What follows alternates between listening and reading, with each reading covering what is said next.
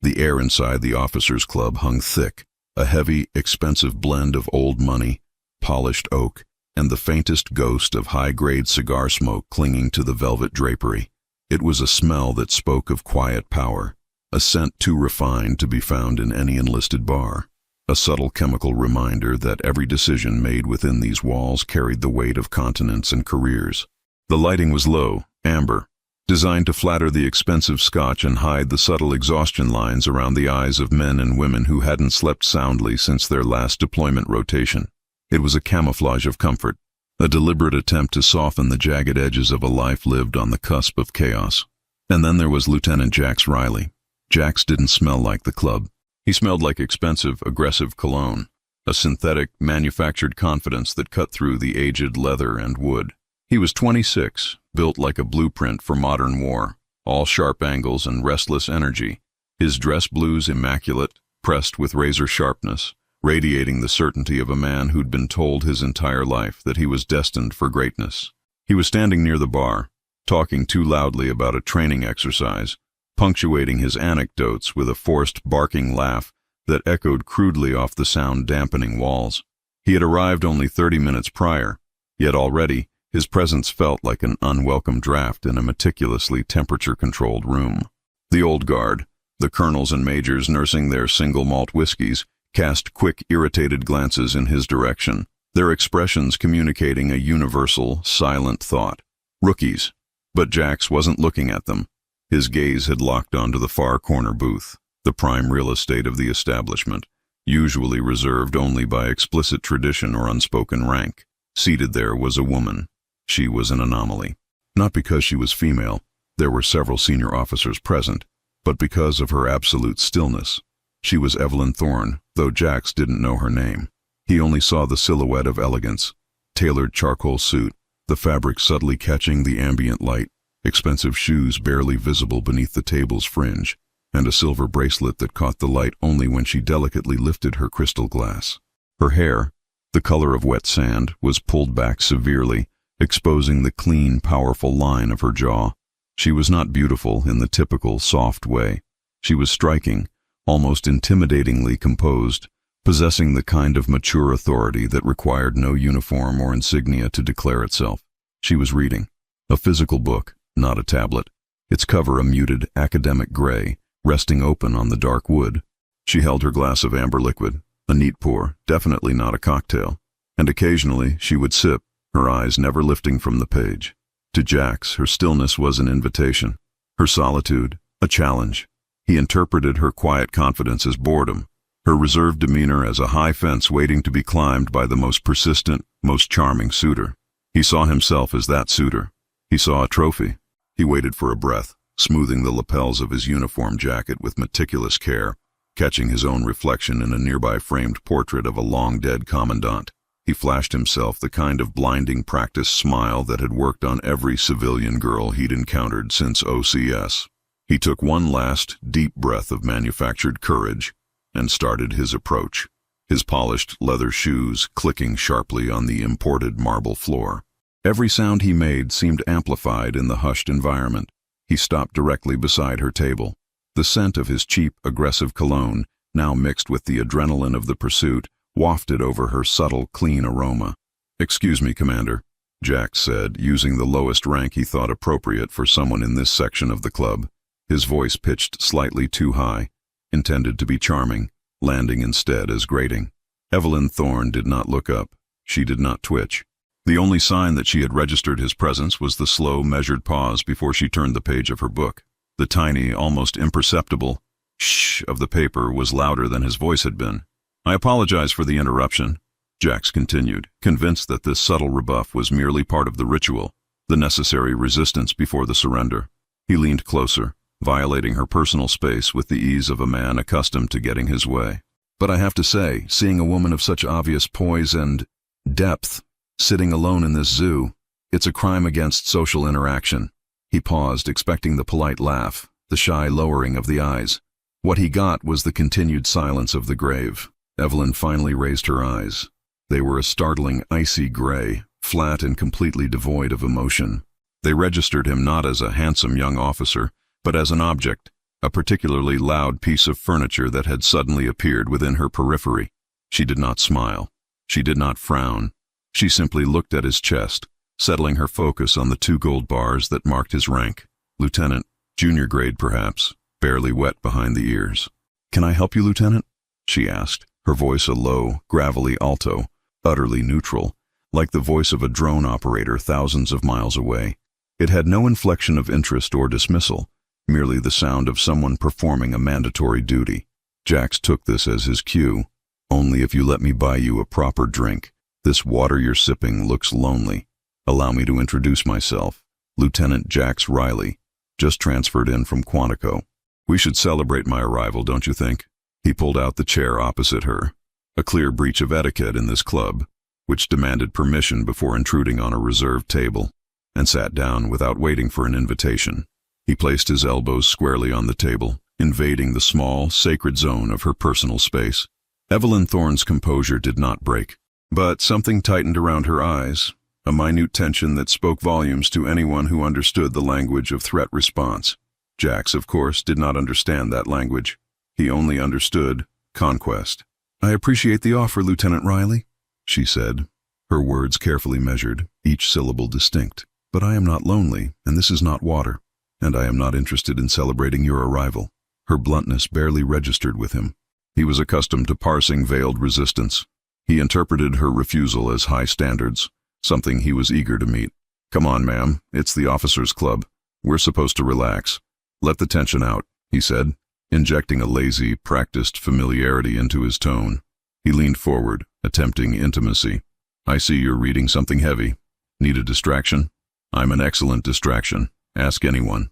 He winked. It was a gesture of supreme, youthful arrogance. Evelyn slowly closed her book, marking the page with a thin, brass bookmark. The movement was economical, precise. It felt less like ending a chapter and more like preparing for surgical action. She removed her reading glasses, thin, almost invisible frames, and placed them carefully inside the book. The gray eyes, now unimpeded, focused on him completely. The temperature of the interaction dropped perceptibly. "Lieutenant," she said, her voice dropping even lower, now possessing a distinct edge of danger, like static electricity before a storm. "I will be explicitly clear. This is my dedicated quiet time. I am not looking for company. I am not looking for distraction. I am looking for silence.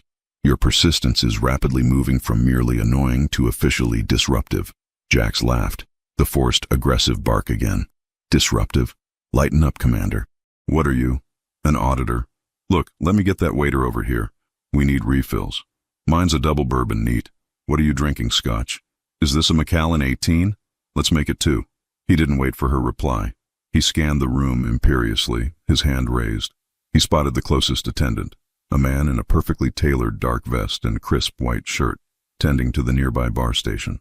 The attendant was older, perhaps mid-50s, with closely cropped gray hair and the kind of ramrod straight posture that civilian life rarely allows. He looked less like a waiter and more like a retired Special Forces NCO who took the concepts of service and protocol far too seriously. Jack snapped his fingers, loudly, sharply, a sound entirely inappropriate for the reverence of the setting. The sound sliced through the ambient jazz. The attendant paused his task of polishing a glass, his hand freezing mid-motion. He turned slowly, his face expressionless, completely professional, but there was something in the stillness of his eyes, a depth, a weary wisdom, that should have served as a warning sign. "Waitress!" Jax called out, his voice laced with the entitlement of his newly acquired rank. "Table service here. 2 refills. And be quick about it, will you? We don't have all night." Evelyn Thorne watched the interaction. Her face remained a mask, but the corner of her mouth twitched downward infinitesimally. It was a look of profound disappointment, not at the waiter, but at the lieutenant's spectacular lack of judgment. The attendant, the waiter, began walking toward their table. His pace was measured, unhurried, yet somehow conveying instant obedience. He moved with a practiced grace, the kind of movement trained by decades of knowing exactly where every limb is supposed to be in relation to the center of gravity, a grace that few civilians ever acquire. He reached the table and stood slightly behind Evelyn, placing himself in a position of protective service toward her, subtly framing the exchange. Jax missed this entirely. He saw only a hired hand. "Sir?" You called? The man asked, his voice a low, controlled baritone, refined by years of speaking into radios and through diplomatic channels.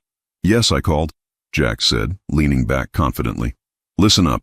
I need a double bourbon, neat, and the lady needs a refill of whatever expensive amber poison she's drinking. Don't water it down. And maybe try to smile next time you're addressing an officer, all right? Jax punctuated the instruction with a light, dismissive wave of his hand, indicating that the service was beneath his serious attention. The attendant's eyes, dark, intelligent, and startlingly steady, flickered briefly to Evelyn Thorne. It was a lightning-fast exchange, a single shared glance that lasted less than half a second, but in that moment, an entire conversation passed between them. A recognition, an acknowledgement of the situation, and a question silently answered. Evelyn gave the smallest possible nod. Permission granted. The lesson may proceed. The attendant turned his full attention back to Lieutenant Riley. The professional mask of servitude, however, began to crack, replaced by something ancient and chilling. I apologize, Lieutenant, the attendant said, his voice now steel wool, rough and absolute. But I cannot fulfill your request for service. Jax's jaw dropped slightly. His privileged bubble of entitlement had been punctured. You can't? Are you serious? What is this? Amateur hour. Look, I'm an officer of the United States Marine Corps, and I'm ordering a drink. Are you suggesting you can't perform your job? I am suggesting, Lieutenant, the attendant corrected, his posture growing even more rigid, somehow expanding in the close space, that I do not serve you. Jax's face flushed scarlet. He stood up, towering over the attendant, allowing his youthful fury to boil over. This was beyond disrespect. This was insubordination from a hired civilian, and he wasn't going to tolerate it. Listen here, buddy, Jax spat, jabbing his index finger threateningly toward the attendant's pristine vest. I don't know who the hell hired you, but I'm going to make sure you're scrubbing latrines by morning. You do not defy an officer. Now, you get me that bourbon, and you get it now. The attendant didn't flinch. He didn't even blink. He simply reached into the inner breast pocket of his vest, slowly, deliberately. The movement was calculated to draw maximum attention, maximum dread. Jax momentarily froze, suddenly registering the man's sheer physical presence and the unnatural calm in his dark eyes. Was he reaching for a card, a phone, or something else entirely? The attendant produced not a weapon, but a thin, engraved platinum card, an exclusive membership credential for the club, reserved for the highest echelons of command. He held it out to Jax, not for him to take, but merely for him to observe. Jax, confused and furious, squinted at the card in the low light, trying to read the microscopic etching. He was distracted, missing the true fatal flaw in his perception. The attendant then reached his hand up, just barely touching the star pinned above his left collarbone. The pin was subtle, dark, designed to be inconspicuous in this semi-formal attire, but undeniably there. And then Jax finally saw it. Not the pin on the vest, which could be anything, but the stars embroidered subtly into the collar of the crisp white shirt beneath the vest, visible only due to the careful angle of the fabric. 4 of them, gleaming, unmistakable, 4 silver stars, aligned perfectly, radiating authority so immense it seemed to pull the light from the room. The air evaporated from Jax's lungs. The sound of the jazz music, which he had successfully ignored moments before, suddenly felt deafeningly loud. He looked back up at the attendant's face. The professionalism was gone. In its place was a weary, icy patience, the look of a very powerful man who had just been treated like a subservient drone by an insolent child. This was not a waiter. This was General Marcus Vance, chairman of the Joint Chiefs, arguably the most powerful uniformed man in the Western Hemisphere, known universally throughout the military as Bulldog.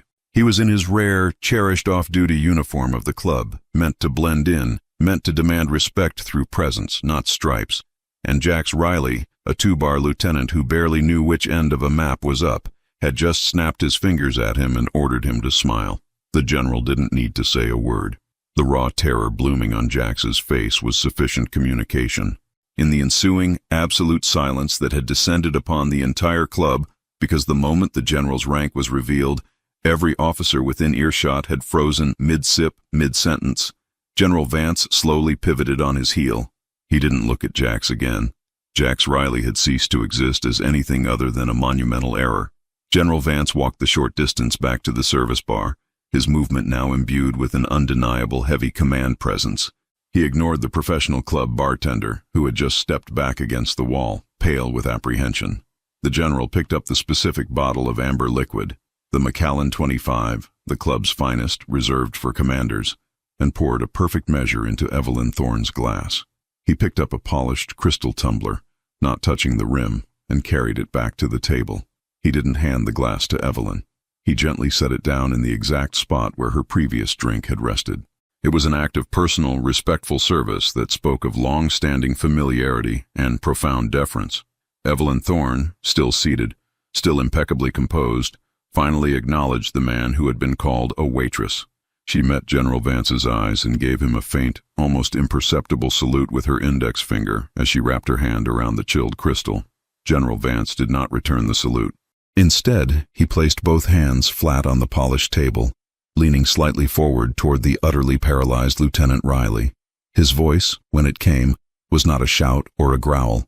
It was a deep, resonating whisper, carrying the chilling authority of someone accustomed to speaking into the silence before battle. "Let me be clear, Lieutenant Riley," the general said, enunciating every syllable as if delivering a final, damning verdict. "She is not interested. She never was, and she certainly won't be now that you have demonstrated the refined social graces of an ill-bred goat." Jax could only manage a choking sound, trying desperately to formulate an apology, a retraction, a plea for immediate transfer to the Antarctic. The general continued, his gaze absolutely merciless, raking over Jax's uniform, lingering on the 2 gold bars of his rank with contempt. "You had the temerity to snap your fingers at a general of the army," Vance stated, the words slicing through the heavy air. "That is unforgivable. That alone will ensure your career arc stops exactly where it began." He paused, letting that truth settle into the lieutenant's rapidly cooling core. "But your true error, the one that seals your fate, the one that tells me everything I need to know about your catastrophic lack of situational awareness and respect for the chain of command," General Vance continued, his eyes now flicking momentarily to Evelyn Thorne, "is that you assumed the woman sitting here, entirely relaxed, quietly reading, whose drink I personally procure and deliver, a woman whom I consider my valued superior officer in this very institution, was nothing more than a conquest for a strutting, self-important recruit." Evelyn Thorne took a slow, deliberate sip of the fresh Macallan. The scent of the aged whiskey momentarily masked the stench of fear emanating from Lieutenant Riley. General Vance straightened up, his height and presence returning to full, intimidating measure. "This is Commander Thorne, Lieutenant," the general stated, using a rank Jax had already assigned her, yet the general's delivery made it sound like a rank far too low for the respect being shown. He leaned in one last time, his voice dropping to a final brutal register. "She is not, oh Commander, nor even your Commander. She is Admiral Evelyn Thorne, Fleet Command, Special Operations. She holds 5 stars, son. 5 stars, on active operational status, serving unofficially under deep cover, because the kind of mission she runs requires her rank to be fluid and her presence to be unnoticed." He pointed to the subtle brass bookmark still resting inside her closed book. "The insignia you assumed was a generic club pin is the official seal of the Joint Special Warfare Command. You just insulted the woman who signs my deployment orders. You ordered her personal security detail, me, to hurry up and smile." Admiral Thorne raised her hand slightly, signaling to Vance that the lecture was complete. She had drunk enough to savor the moment, but not so much as to lose her edge. General Vance instantly complied, stepping back into the shadow, resuming the posture of the most formidable, highly ranked bodyguard in the room. Jax Riley stood frozen, his entire worldview shattering around him.